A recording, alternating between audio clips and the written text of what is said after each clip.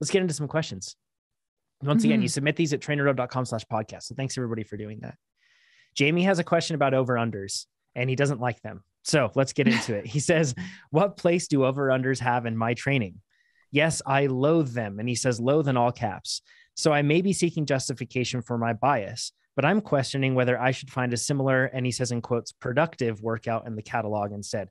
Amber, can you explain like really quickly, like what those workouts, oh my gosh, my brain is not working. The levels, the workout difficulty levels. levels. Yes, the difficulty levels that we have for our workouts. So what productive, I'm saying in air quotes here, means? Yeah. So in adaptive training, we look at your capacity to do work in each of the training zones. So we'll look at what's your capacity to do work in threshold, what's your capacity to do work in endurance, or what's your capacity to do work in VO2 max, for example, at a given FTP. So once you bump your FTP up, we watch and see how you're progressing in each of those zones according to your training and how you've been doing. So based on what your current capacity is in a particular training zone at a given FTP, we can look at the workouts in our catalog and say whether or not this workout would be achievable, productive, a stretch, or a breakthrough for you. And that's part of how we adapt your training plan to where you are in your training. So if that workout is targeting your threshold and it's a productive workout, that means that it will be a tough and challenging workout, but very manageable for you. So you should be able to nail that workout, but it's going to increase your capacity in that training zone as opposed to an achievable workout, which is something we absolutely know you can nail, but it's not really going to challenge you in the same way that a productive workout would. Incredible. Nailed it. There you go. So in this case, Jamie is thinking, I have over-unders. I don't like over-unders. Maybe I can just look for a similar productive workout, but not over-unders that's still threshold and do that. So that's what he's asking. He says, I'm currently in the sustained power build phase of training. Hey, me too. And he says, in most weeks, adaptive training has me doing some sort of over-under workout for my threshold days. Yeah, me too. He says, sometimes it ramps. Sometimes it has more over, some days more under. I do get through the workouts and I rate them hard because they don't smash me, but in the moment, they are so uncomfortable, especially when settling into an under right after an over. That's super relatable, right? It's like sounds one of the most very familiar. Yeah, exactly. He also, I think it's interesting. So I want to go over this because I get personally just some questions every once in a while from people, but how do I rate the workouts? Because it says, how did this workout feel? And it says easy, moderate, hard, very hard. And then it has different options as well. And a lot of us cyclists, I don't want to offend anybody because I am chief offender of this, but we overthink everything and we overthink that survey a lot. So it just says, how did that workout feel? And that's all you got to answer. So in this case, I really like to see how Jamie's answering it in the sense that they aren't smashing him, he says. And it seems like he still can do the workouts that come the next day. He can still do that. It's not like it's deflating him. He's just talking about in the moment, it feels so hard. But then after the workout, he's like, yeah, okay, that was hard, but I got it done and it didn't destroy me. So once again, just rate how it felt. That's it. People ask if I raise my intensity, how should I rate it then? Once again, just rate it how it feels. If you lowered your intensity, how should you rate it? Once again, just answer the question of how did it feel? Our system can figure out the rest. So yeah, we tried to make it as simple on you as possible. We definitely thought through the overthinking options and we had a lot of different choices of the surveys. And then we realized, no, it's best if we don't overthink and instead build it into the system. So then that way, all you have to do is read the question and answer. So, okay. All right. He says, I must admit that they don't seem to derail my training or stand as a physical roadblock to my progression. Great points and really good observations that you have, Jamie, on that. But mentally speaking, I just dread them for some reason, and it's hard to get excited for those workouts. So my question really has two parts. Number one, do I need to do over-unders, or can I just do standard threshold interval workouts? And number two, if I do need them and should do them, what tips do you have for me to find joy in doing these workouts? So I figure we can all have like a kumbaya around a campfire about how we all dread over-unders a little bit on this. But first, I wanted to share 3 articles that are fantastic for this that we have on our blog. First one is Threshold Intervals for Cyclists, Benefits, Examples, and Tips for Success. Then we have What is Lactate Threshold and How to Train It. And then the final one, Functional Threshold Power, What FTP Means to Cyclists. All of these things will cover the points, the objective of threshold training, and give you great guidance on all of it. So those are written by Sean, Megan, and Jesse, our awesome copywriters here at Trainer Road. And we'll have links to those down in the description below, whether you're on YouTube when joining us now, or whether you are on the podcast. And on YouTube, by the way, give us a thumbs up. Okay. With that said, what's the purpose of over-unders? And the basics on this, the point of threshold training is to increase your aerobic capacity. And it does so kind of like at the upper limits of where you can increase your aerobic capacity, right? Like you're pushing toward the top, not quite the top, but close to it. And then build muscular endurance, because typically threshold intervals, it's not like VO2 max, where VO2 max, even though Amber and I feel like it should not last 5 minutes, but it should last significantly less. But that's kind of the most you can do with true VO2 max work. At that point, after that, you can go a little bit more, but it starts to taper off. Whereas threshold, you could ride for theoretically up to an hour, but most of us don't actually ride our threshold for an hour. Yeah, exactly. Unless, we're Alex Dowsett going for an hour record. So, and then the final thing is also increasing mental stamina. And we're going to hit on this later, but that is a huge goal of training and a huge goal of threshold training, because boy, it is tough. Big time. Yeah. And over-unders being unique, they increase your ability to be able to shuttle and reprocess lactate. The way I like to think of this is like, imagine you have a bunch of little car motors in your legs, and those are mitochondria, and those are working away, right? And as you start to do work and process, they have little exhaust pipes and they push exhaust out into your muscles. And that exhaust is not great just to keep there. So your body has a process to reuse it. So imagine like if you were a car and you had a tube from your exhaust pipe back to your gas tank, and you could use that to actually keep going. That's pretty cool. And that's what our body does. But at a certain point, it starts to produce so much exhaust that it can't reprocess it. And that's that metabolic byproduct, part of which is lactate. And once it starts to build up, our body needs to get really good at understanding, okay, now that it's here in great quantity, what do I do with it? How do I reprocess it? How do I use it for jet fuel that lactate is? And then how do I get rid of all the bad stuff? And that's what you train your body to do. It produces lactate, especially you're producing more and more and more. But then as you go over your threshold, you start to produce significantly more. That's the over portion. And then on the under, you drop down just below. So then that gives your body a chance to catch up. And your body actually does get better at reprocessing lactate through threshold work, particularly through over-unders. It's really good and important for doing that. And now but I think over-unders, for me personally, it might be one of the best ways to build mental stamina out of any sort of like workout format. It doesn't matter if they step or ramp. Those are two just different ways to be able to, and perhaps two different ways for you to approach it mentally and to go through it. Really, the goal is just to, once again, put you around threshold and then increase and produce too much metabolic byproduct, and then allow you to reprocess it, do it over and over. Let's have a discussion now about it. Now that we have those basics out of the way of why they exist and what they do. Do you hate over-unders? Ivy, how do you feel about over-unders? Everyone hates them, right? That's kind of the point, I think. I mean, they're uncomfortable for everyone. And I feel like one of the misconceptions that we've all mentioned on the podcast before is that any of this starts to feel better at some point. It won't, and it doesn't. And you'll just start getting better at it and getting stronger and going a little faster, but it's never going to be fun or feel good. Mm-hmm. That's typically when you need to use AI FTP detection, or you just need to have adaptive training guide your training, because then it'll give you the over-unders that still hurt just right. Yeah, right. Yeah. Amber, how about you? I mean, I don't know across your career if you like use these for key sessions, or if you found that even like over-unders had a lot of like real world application outside of training once you were racing.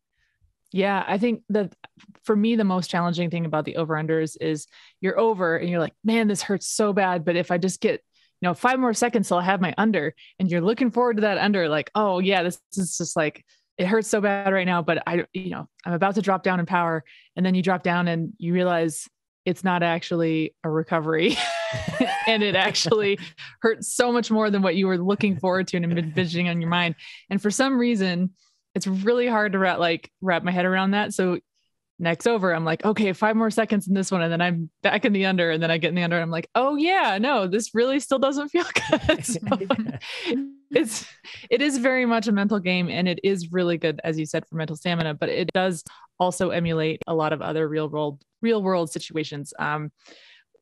One of the things in the notes here is undulations in the road. So if you're doing a time trial, you're not going to be able to put out perfect power output within a watt of your threshold. Chances are you're going to be going a little bit over when the road's going uphill and a little bit under when the road's coming downhill. And one of the things you want to be able to do with that is, as you come back under threshold, not drop the power off too far. And that's what over-unders help you feel. And it helps train that sensation of, okay, I can back off, but I don't have to back off 30 watts. I can back off 5 watts. I can back off 10 watts and still hold it. And that's a really hard thing to do mentally. And that's something that's really important to be able to do when you're actually racing a time trial outside in the real world. Another thing that this really helps with is pace lines. So if you're doing a team time trial, or you're in a breakaway, or you're in a chase group, yes, you take your pull on the front, it's going to feel hard, but then you're going to have to jump back in the line. And even though you'll be getting a draft, it's not necessarily going to be easy. You're not going to be soft pedaling back there, because you got to keep pace with what everyone else is doing. So that can feel like an over under. There's a lot of situations where this comes into play. And I think, to the mental stamina point, again, it goes back to oftentimes when you have that moment where you can come off the gas a little bit, most of us tend to come off the gas too much. And this helps you learn how to come off the gas, but not too much. You can come off the gas a little bit and do it in a really controlled manner, so you don't give up too much in the race.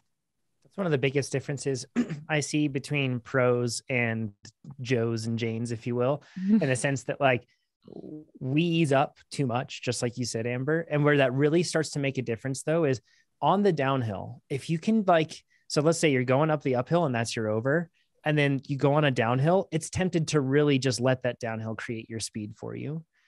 Mm-hmm. But the best riders stay on the gas. They might even continue their over in that situation and then start their under once they hit the flats. Or if they go back to their under, they're just going down a bit. They're not going down really far. And the speed potential you have when you're going downhill. So as soon as you start to go downhill and you're staying on the gas, you will get up to speed really, really quickly. And so separate that. Let's just call it 50 meters of road that you're riding on, or trail. Over those 50 meters, it's a chance for you to gain 10 bike lengths possibly on somebody. That 10 bike lengths then has to be made up later on in the flats or some other point. And if you can just hold on a little bit more, it's not like you're still going extremely hard. You're just settling in just below that threshold. And if you can do it, that's how you create this death by 1,000 cuts scenario, where it's just like every time you're wondering, how in the world are they going this fast? How in the world is that breakaway sticking? How is that one solo rider managing to stay away from the field? And it's because they are keeping on the gas like that, because they're well trained at being able to deal with those undulations. Same thing for mountain bikers too, right, Ivy? Like, trails don't just give you consistent stuff to deal with. It's always giving you undulations. Cross too. Totally. Especially climbing, having to deal with like really steep pitches or switchbacks and having to really give her, if we didn't train those systems and train ourselves, both in that zone and mentally, to understand that the hard effort's not over and we can't just like coast now. We have to like keep going to some degree. That would make climbing an XC so tough. If we never prepared for that, and only did like on off, man, that would suck. That would make those climbs really tough. So yeah. Speaking of climbing, oh, sorry, go ahead. Oh no, that's it. I was going to say, speaking of climbing, that's a really good example. And this is one of the ways that climbers kill everybody else on a climb, is they'll stand up and accelerate just over their threshold. And then they'll sit down and they'll stick it, just below or at threshold. And so what the Peloton feels is like, okay, there's this acceleration. And oftentimes in your head, you're thinking, okay, well, the pace is going to have to ease up at some point. But then when it does, it's not easing up as much as you had hoped to get a recovery. And doing that over and over on a long climb is one of the ways that climbers can really shell people in a race. And that's one of the things where me not being a climber, something that really helped me from doing over-unders was recognizing when, okay, I can't go with that acceleration, but if I back off by maybe 5 watts, I can hold a steady pace. And it's really tempting in that moment to think, oh, I can't hang. I might as well just sit up and drop 30, 50 watts. Instead, to say, okay, I know I can sustain 5 watts less. And if I stick it there, maybe I can mitigate my losses. And so the gap doesn't open up as much. Or maybe I can play a little bit of a mind game and I'm not as shakeable as they thought I was. But to do that, you have to be able to dial it back just a little bit and then hold it. And that's what's really hard. And that's what those unders do for you, is they teach you, okay, you can dial it back a little bit and hold it. And it is uncomfortable, but you can do this. And that's a really, really important skill to have. It builds like a level of, oh, sorry. Go ahead. Oh, just when I think of over-unders, I think of climbing. Like, I don't think of anything Yeah. else. And for Jamie, like, I don't know what their discipline is. I assume you can't just avoid climbing forever, but okay, you should do over-unders if you want to be a better climber and go faster and feel better in those situations. Yeah. Sorry, John, go ahead. Oh, no. Yeah, no problem. It's a great point. Like, in other words, don't avoid them, Jamie, because the fact is it's inherent to cycling. Like, we're going to come across them. One of the things that I do, I want to talk about the mentality side of things. And really, I want to go back to like what you were talking about, Amber, when you drop back down to the under, it's always so like, it's so betraying, because you see it drop lower and you're like, okay, it should be easy, but this actually feels worse than the over. And I think it's because in our minds, there's dissonance, right? In the sense that like, well, I was expecting it to be easy and it still hurts just the same. So it's actually worse because my expectations don't align with what I'm feeling in the moment. Yes. And as a result, I've actually kind of set a rule for myself with over-unders that I continue pedaling and I continue doing this for 90 seconds. Now, if you have over-unders that are less than that, like in terms of your under period, if it's less than 90 seconds, then adjust as you need to. But the reason I do that is because typically after about 90 seconds or so, then I'm like, oh, okay, I'm reaching stasis again. And then usually it's time to go back up right then. But it's like that initial, it takes a while for my expectations to align and for my body to also reprocess lactate to get to the point where it can feel like it can continue to work. So there's like, that's one tip that I've found that's helped me, is to give yourself time before you make any decisions to pull the plug or to adjust.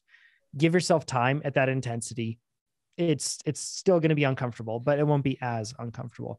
Have you found any other tips that have helped with whether it's over-unders or threshold training in general? It could be efforts in a race when you're having to do this, or in training.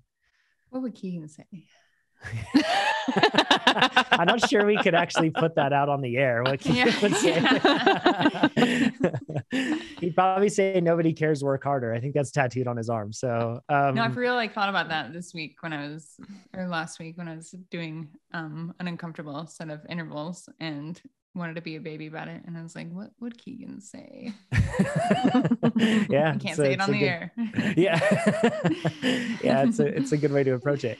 Any other tips though that you've found, whether it's mental tips, physical tips with the way you pedal or something else during threshold work, that have helped you do it more successfully, make it feel more manageable? Anything? I like the commitment idea where you're just committing to something, whether that's 90 seconds, maybe it's committing to, the first set of over-unders. I know in general, regardless of whether it's over-unders or another hard interval set, I usually feel the worst on the first set or the first effort. That's usually it. And that first effort or first set always makes me question the rest of the workout, but usually by the second or third effort, and it's usually the third effort that feels the best for me. It's different for everybody. But if you can commit to the first two or the first three, whether that's a set of shorter intervals or the first set of over-unders, if you can commit to that, usually you can kind of get past that first part where it feels the worst, and then kind of get to a point where your body's like, oh, this is what we're doing. Okay, I gotcha. So that commitment can help a lot on different timescales, whether that's within an interval or over the course of a workout. I know that this has helped me in races too. For example, racing criteriums, usually the first few laps are really wild and really fast. And it hurts a lot because usually you've been staging for a while to have a good start position, and you might have been baking in the sun there for a while.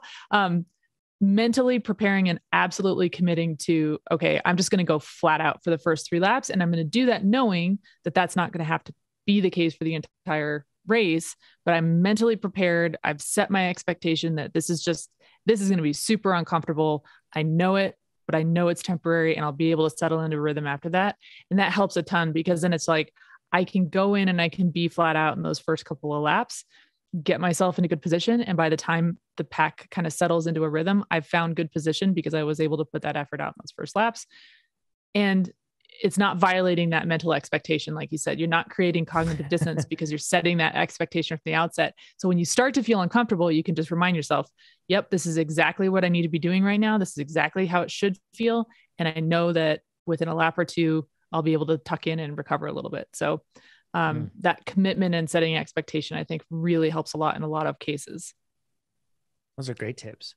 I have a quick one too. It's like a little, they don't know I know this hack. When I go into the under, changing up my cadence a little bit helps me, like getting into a little bit of a lower cadence and tricking myself, like just trying to keep it smooth and a little bit slower and pretending like it's recovery, even though it's not, and you're, meeting your power target. To just slow it down a little bit makes me mentally feel like I'm chilling out a little bit and recovering, even though I'm not. That's a good one. And I think that applies a lot to almost any threshold type effort or steady state effort. And over-unders are steady state in a way, but any sustained effort like that. Don't tell me they're steady when I'm in the moment. I know that. Yeah. That's just, you're Speaking right, of violating expectation. It is a fun and very useful skill, is to learn how to make the same power with different muscles. And that sounds like a weird thing to say, but you can emphasize different muscle groups and maintain the same cadence and the same power. So you can really focus on your glutes. You can really focus on your quads. You can really focus on your hamstrings.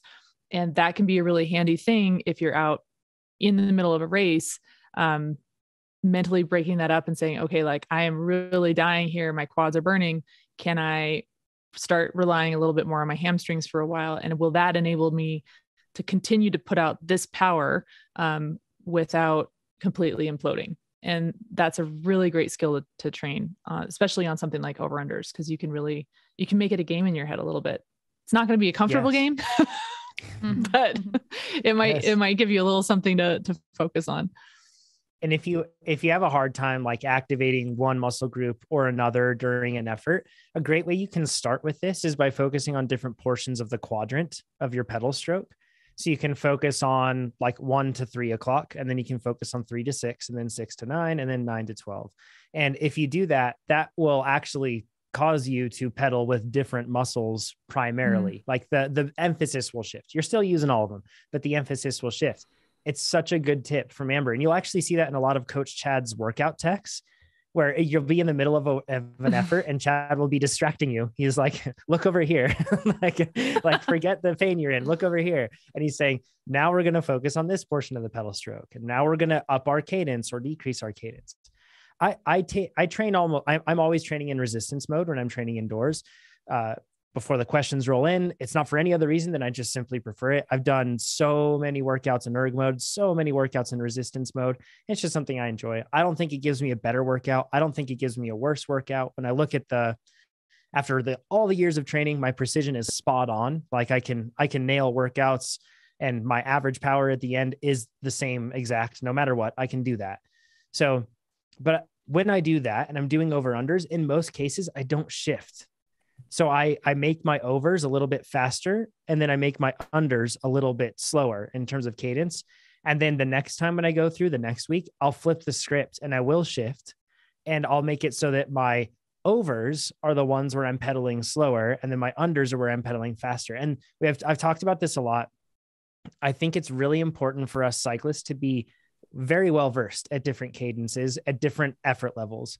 And the reason, and that's the cool thing about erg mode, is you can just do that and you can make it work. So you don't have to worry about the shifting part. But I think that it's important because, especially with like mountain bike or gravel bike gearing, where you have bigger jumps in between gears, you're always going to be in situations where, or I shouldn't say always, but very commonly going to be in situations where you're not in your perfect gear.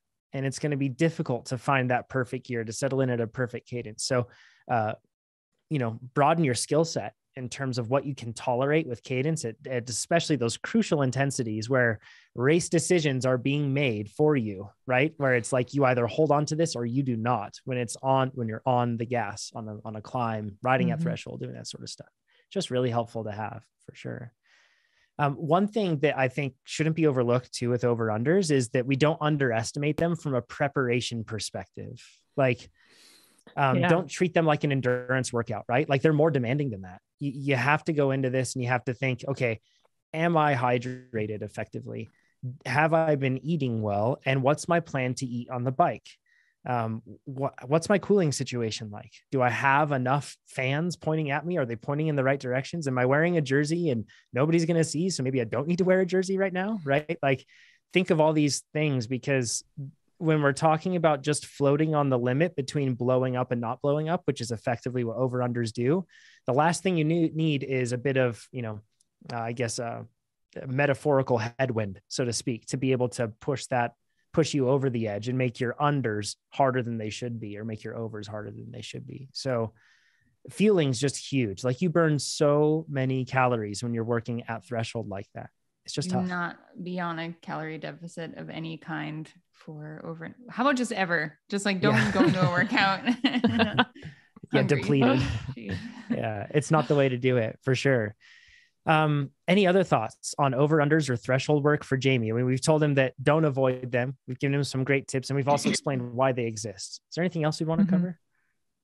I want to touch back on the question that was relating to joy, like how to find joy in these workouts. And it's really hard to tap into joy when you're like seriously uncomfortable in the middle of an joyful.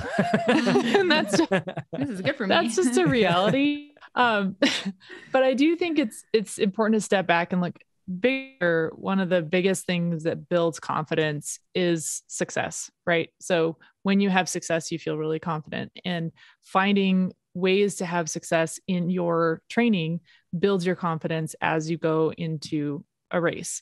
And I'm assuming they're training for an event, maybe not, but even if you're not training for an event, just feeling confident that your body is capable of doing these things, that you can choose to challenge yourself like this and meet the challenge successfully.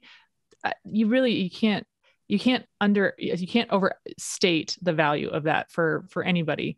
And so I think it's important to step back and say, okay, there may be workouts in your plan that you dread, and it might be because they are extremely challenging specifically for you. I definitely had those workouts that I dreaded over the years, but I will say I felt so good and so proud of myself when I completed those. And when I stack those up week over week through a season, the next time I hit a race, all of that has built my confidence. And I will say that nailing a workout like that is one of those kind of like mental challengers for you is so much more satisfying and so much more confidence building than nailing a workout that isn't as challenging for you. So it's not, this isn't advice to say like, oh, here's how you don't dread these and make them fun and joyful, and it will be rainbows and puffy clouds. Like, this is not that kind of advice, but to say that when you have workouts like that in your plan, there is a lot of value to be had there, and to maybe reframe it like that. Like, okay, here is an opportunity for me to see just how, let's go see what I can do today. And then when you nail it, like, don't just sit back and be, oh, thank God that's done. Actually stop and take some time and reflect on, wow, that was really hard. And I didn't give up in this instance where I was really feeling uncomfortable. And at this point in the workout, I had some negative self-talk, and I caught myself and I was able to turn that around. Or, wow, when I started really focusing on my hamstrings and changed up my cadence, that really helped. Give yourself credit for all of those moments in the workout where you actually did something that enabled you to meet the challenge. It doesn't have to take long, maybe 30 seconds to a minute at the end of that workout. But if you do that after every workout, it's really going to solidify that success and the confidence that you can do this, that you can meet challenges like this, and you give yourself that credit, right? Because man, this stuff is not easy. It is worthwhile to take time out to give yourself credit for that. And then that over time, day over day, week over week, it'll turn into months, it'll turn into a season. It will all build your confidence, and that mental state that you'll carry into a race is probably as valuable as the fitness that you carry into the race. So don't leave that part out. Oh, great advice. I don't know if this is bad. So if you're a psychologist and listening to this, man, don't leather couch me or something. But like, I feel like I build up a giant bank vault full of kudos, and I give them to myself at different periods of time with workouts in particular. And when I finish an over-under workout, I open that vault. Like that door's wide open, and I give myself all the credit. Like I celebrate those things. Like when I finish an over-under workout and I nail it, oh, I celebrate it. I pat myself on the back. I give myself motivation. I tell myself, because I did this, I can do so much more later on race day, in further training. I can get further. So like, yeah, it is super important, because it's easy with over-unders to look back at them and be like, well, that was a horror show, you know, like, but instead look back and be like Amber said, find the good things that you did and look at that and think, well, I did this really well this week. Hey, next week is another chance for me. And maybe for you, over-unders are relatively easy, and maybe they're not as tough for you. If so, I want to meet you, but maybe it's like VO2 max is your hard thing, or sweet spot is your hard thing, something else. I think this advice applies across the board to whatever thing is difficult for you to find enjoyment from. You don't necessarily need to find joy. For me personally, I don't need to find joy in all of my workouts, but I do like finding accomplishment in them. And that is adjacent and very close to joy for me. So yeah, accomplishment's a big thing for me. If you like this video, make sure you give us a thumbs up. If you didn't like this video, you can give it a thumbs down, but let us know what you would have done differently in the comments below. If you want to see more of these videos, make sure you subscribe to our YouTube channel. And if you want to become a faster cyclist, check out trainerroad.com. Do it.